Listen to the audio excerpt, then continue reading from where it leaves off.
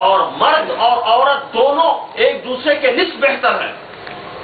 دونوں کے تال میل کے بغیر، جوائنٹ ایکشن کے بغیر، مشترکہ کوششوں کے بغیر کبھی گھر تعمیر نہیں ہو سکتا.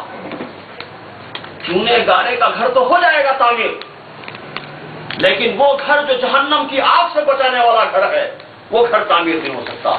وہ گھر تعمیر ہوگا ایمان کی بنیاد پر، اخلاص کی بنیاد پر، اخلاق کی بنیاد پر، محبت کی بنیاد پر، الفت کی بنیاد پر، رحمت کی بنیاد پر، اعتماد کی بنیاد پر.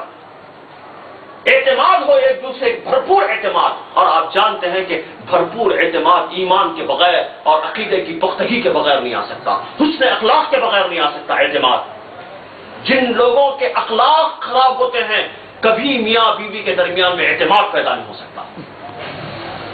اخلاق کی خرابی، حسن اخلاق سے محرومی، اعتماد سے بھی محروم ہو جاتا ہے شخص، اعتماد سے بھی محروم ہو جاتی ہے عورت، اعتماد سے بھی محروم ہو جاتا ہے مرد. اور یہ اعتماد پیدا ہوتا ہے حسن اخلاق سے، حسن ایمان سے، ایمان کی پختگی اور عقیدے کی پختگی سے. تو اس کے لیے عورت دوسرا کمپوننٹ ہے. اسی لیے اللہ کے نبی صلی اللہ علیہ وسلم نے فرمایا کہ پوری دنیا متاع ہے. الدنیا کلھا متاع وخیر المتاع الدنیا المرأة الصالحہ. پوری کی پوری دنیا متاع ہے، برتنے کی چیز ہے، لیکن بہترین برتنے کی چیز اگر کوئی ہے تو وہ عورت ہے. مرأة الصالحہ ہے، نیک بیوی، صالح بیوی، جسے دیکھتے ہی طبیعت خوش ہو جائے، وہ بیوی. اور اس بیوی کے سلسلے میں اللہ کے نبی صلی اللہ علیہ وسلم نے کیا فرمایا؟ جب حضرت عائشہ رضی اللہ تعالی عنہا کے سامنے بار بار نبی صلی اللہ علیہ وسلم حضرت خدیجہ الکبریٰ رضی اللہ تعالی عنہا کا ذکر فرماتے تھے، تو ایک مرتبہ حضرت عائشہ نے نبی صلی اللہ علیہ وسلم سے کہا کہ اللہ کے رسول، وہ تو بوڑھی تھی، بیوہ تھی، اس کے بعد اللہ نے آپ کو بہت بہترین بیویاں عطا کی، آپ پھر بھی بار بار انہی کا تذکرہ کرتے ہیں. تو نبی صلی اللہ علیہ وسلم کا چہرے انور سرخ ہو گیا. کہا کہ عائشہ، خدیجہ نے مجھ پر اس وقت ایمان لایا جب لوگ انکار کر رہے تھے. اس وقت اس نے مجھ پر مال خرچ کیا جب لوگ مجھے محروم کر رہے تھے، اور اس وقت اس نے مجھے دلاسا دیا. وہ دلاسا مجھے آج تک یاد ہے، وہ دلاسا مجھے آج تک یاد ہے. میں اس دلاسے کو کبھی بھول نہیں سکتا. اور آپ صلی اللہ علیہ وسلم نے اس دلاسے کو یاد دلایا. فرمایا کہ نبی صلی اللہ علیہ وسلم جب آئے غار حرا سے اور کہہ رہے تھے کہ مجھے میرے جان کا ڈر ہے، مجھے اڑا دو، اے خدیجہ مجھے اڑا دو. حضرت خدیجہ نے دلاسا دیتے ہوئے کہا کہ اللہ کے رسول، اے میرے سرتاج، آپ کا اللہ آپ کو ضائع نہیں کرے گا. آپ مہمان نواز ہیں، آپ امین ہیں، آپ صادق ہیں، آپ یتیموں کے سرپرست ہیں، آپ کا اللہ آپ کو ضائع نہیں کرے گا. نبی صلی اللہ علیہ وسلم فرماتے ہیں کہ آخری وقت تک مجھے دلاسا یاد رہا، میں کبھی بھول نہیں سکتا. اور جب آخری وقت آیا، سب کچھ لڑ گیا. بوریے پر ایک پنجر پڑا ہوا تھا، پھٹے پرانے بوریے پر حضرت خدیجہ کی پرانی سہیلی آئی اور آ کر اس نے اتار چڑھاؤ کچھ باتیں کہی اور کہا کہ خدیجہ تیرا کیا حال ہے؟ آخری وقت آ گیا ہے، چراغ میں تیل تک موجود نہیں، اوڑھنے کے لیے چادر موجود نہیں گھر میں، تیری کیسی عالیشان قسم کی زندگی تھی اور تو نے کیا اپنی زندگی اور حالت بنا رکھی ہے.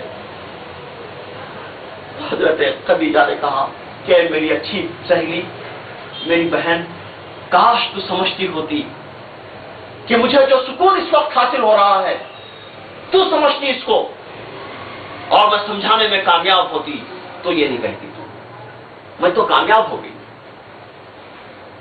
تو معلوم یہ ہوا کہ انسان، ایک فرد، چاہے کتنا ہی با اخلاق اور با کردار اور با مقصد ہو، اور با مقصد شخص کی راستے کے اندر اگر کوئی رکاوٹ بن سکتی ہے تو اس کے گھر کی عورت ہے.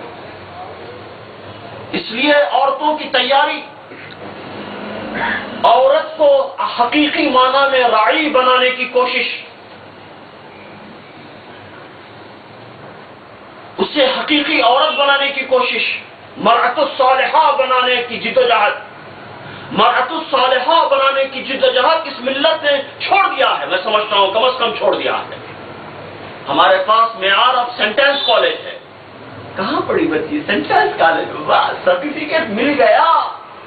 ایودھیا نگر کیوں فل ہے؟ اس لیے سینٹنس کالج میں بچی پڑھتی ہے. بس کافی ہے. یہ ہے وہ مائیں جو تیار ہو رہی ہیں. کاش یہ ملت ہوش میں آتی. خو انفسکم واہلیکم نعرہ کے اندر عورت کا جو کردار ہے، آپ جانتے ہیں کہ گھر کی تربیت میں 3/4 حصہ عورت کا ہے. نبی صلی اللہ علیہ وسلم سے ایک شخص نے پوچھا کہ اللہ کے رسول صلی اللہ علیہ وسلم، میرے حسن سلوک کا سب سے اولین مستحق کون ہے؟ تو آپ نے فرمایا کہ تیری ماں. پھر پوچھا کہ کون ہے؟ تو آپ نے فرمایا کہ تیری ماں. پھر پوچھا کہ کون ہے؟ تو آپ نے فرمایا تیری ماں. پھر 4تھی مرتبہ اس نے پوچھا تو فرمایا کہ تیرا باپ. تو معلوم یہ ہوا کہ ماں کے 3 حصے ہیں اور 3 درجے ہیں. کیوں 3 درجے ہیں ماں کی؟ محدثین لکھتے ہیں ایک درجہ تو یہ ہے کہ ماں وہ وظیفہ جو مرد ادا نہیں کر سکتا، ذوف پر ذوف اٹھانا اور حمل کے جو مراحل ہیں اس کو ایک مرد ادا نہیں کر سکتا، اس کے بس کی بات نہیں ہے. عورت اس کو ادا کرتی ہے. پھر بچے کے تولد ہونے کے بعد اسے دودھ پلاتی ہے، اس کی پرورش کرتی ہے. پھر تیسرا درجہ یہ کہ اس کی تربیت کرتی ہے. تو بچے کی پیدائش، پرورش، نشوونما اور اس کی تربیت، یہ 3 حصے عورت کے حصے میں ہیں. اسی لیے فرمایا کہ کون میرے حسن سلوک کا زیادہ مستحق ہے، تو 3 مرتبہ ماں کہا.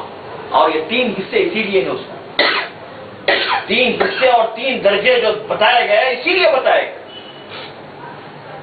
تو عورتوں کی تیاری، اور یہ آیت مردوں کو جہاں پر مخاطب ہے یہ آیت، وہیں پر عورتوں کے لیے بھی مخاطبت ہے. عورتوں سے بھی کہا گیا کہ تم اپنے آپ کو اور اپنے اہل و عیال کو جہنم کی آگ سے بچاؤ، اور اس کے لیے اپنے نونہالوں کی تربیت کرو. اسی لیے ماں کہا. ماں کے لفظ میں اس جملے کے اندر کتنی مٹھاس ہے، کتنی عظمت ہے، کتنی بلندی ہے. کیسا عظیم ہے لفظ ماں کا کی آواز.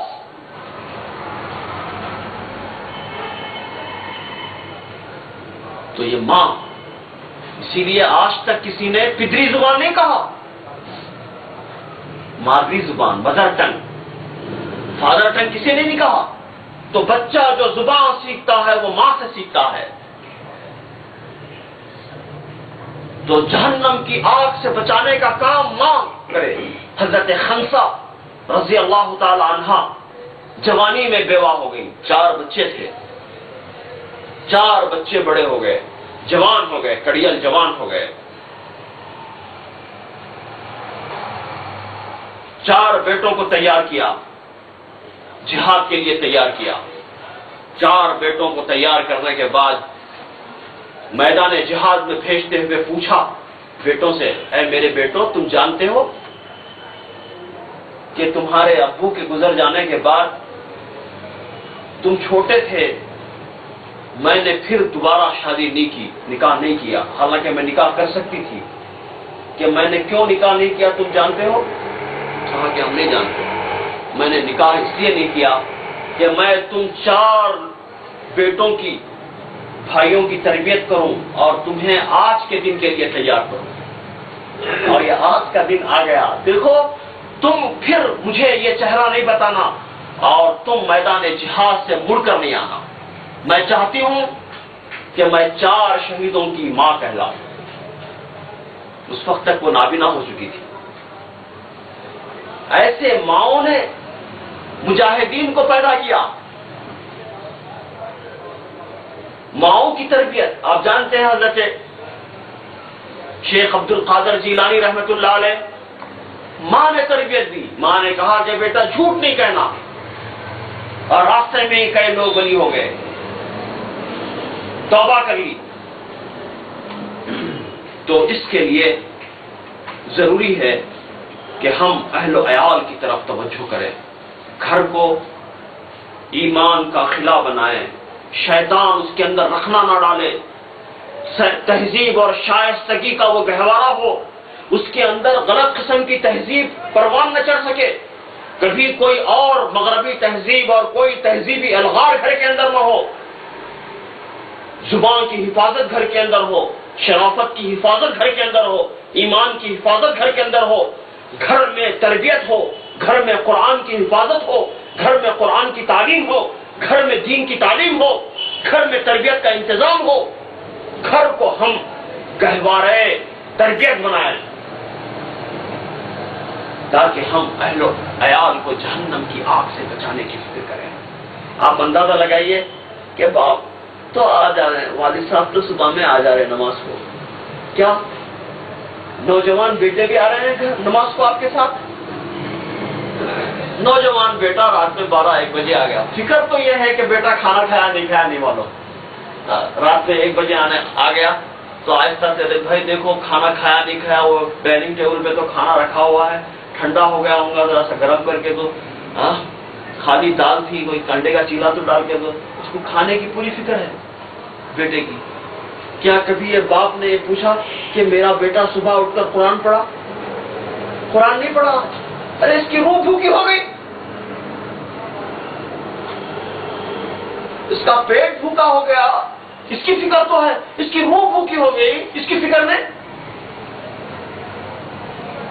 یہ فکر کرے باپ.